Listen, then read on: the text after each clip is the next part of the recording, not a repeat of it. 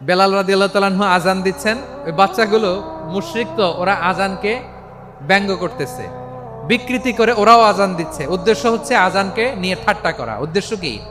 ঠাট্টা করা। ব্যাপারটা মনে কষ্ট পাওয়ার মতো ব্যাপার না? কিন্তু বিশ্বনবী ওইখানে দেখেন কি খুঁজলেন।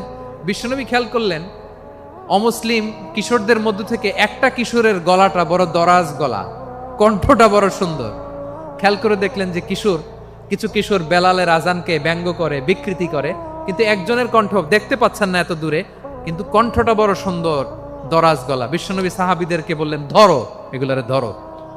সবগুলারে ধরে বিশ্বনবীর সামনে আনা হলো। ওরা হাঁটু গেড়ে বসলো। বিশ্বনবী বললেন, তোমাদের মধ্যে কে যেন ব্যঙ্গ করে আজান দিচ্ছিল, তার গলাটা বড় উঁচু, গলার বেসটা বড় মজবুত, মেলোডিয়াস, সুমধুর কণ্ঠ। কে? আবু মাহজুরা বলে, আমার বন্ধুরা সবাই আমার দিকে আঙ্গুল দেখায়, আমি পড়ে গেছি বিপদে।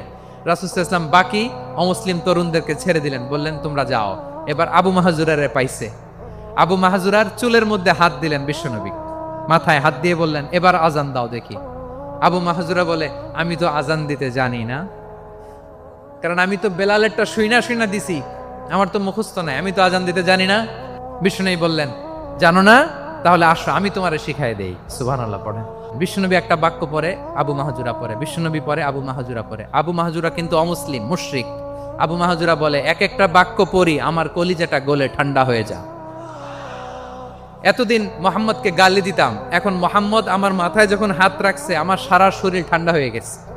পুরো বাক্যগুলো যখন শেষ, আজান শেষ, আবু মাহজুরাও যখন পুরো আজান করলেন, আবু মাহজুরা বললেন, এতদিন মোহাম্মদের চেহারা দেখলে আমার ঘৃণা লাগতো, আজ থেকে মোহাম্মদের চেহারার চেয়ে প্রিয় চেহারা আমার কাছে নাই। আবু মাহজুরা বললেন, ও মুহাম্মদ, আজানের বাক্য তো আপনি আমারে শেখালেন, এখানেই শেষ করবেন না, আপনি আমারে পড়ায় দেন। লা ইলাহা ইল্লাল্লাহু মুহাম্মাদুর রাসূলুল্লাহ সাল্লাল্লাহু আলাইহি ওয়াসাল্লাম। বিশ্বনবীর সাথে দাঁড়িয়ে উনি শাহাদা পড়ে মুসলমান হয়ে গেলেন। এবার আবু মাহজুরা বলে, ইয়া রাসূলুল্লাহ, ইয়া হাবিবাল্লাহ, আমি মুমিন হয়েছি, মুসলমান হয়েছি, আপনার কাছ থেকে আজান শিখার সৌভাগ্য আমি লাভ করেছি গো নবী। আমার কণ্ঠের বড় তারিফ করেছেন আপনি, আমার আজানকে আপনি পছন্দ করেছেন। একটা জিনিস আপনার কাছে চাই, আপনি আমাকে মক্কার মসজিদুল হারামের মুয়াজ্জিন হিসেবে অ্যাপয়েন্ট করে দেন। বিষ্ণু ঈসা ইসলাম বললেন, যাও আবু মাহজুরা, আমি তোমাকে পৃথিবীর শ্রেষ্ঠতম মসজিদ মক্কার মসজিদুল হারামের মুয়াজ্জিন হিসেবে অ্যাপয়েন্ট করে দিলাম। দেখছেন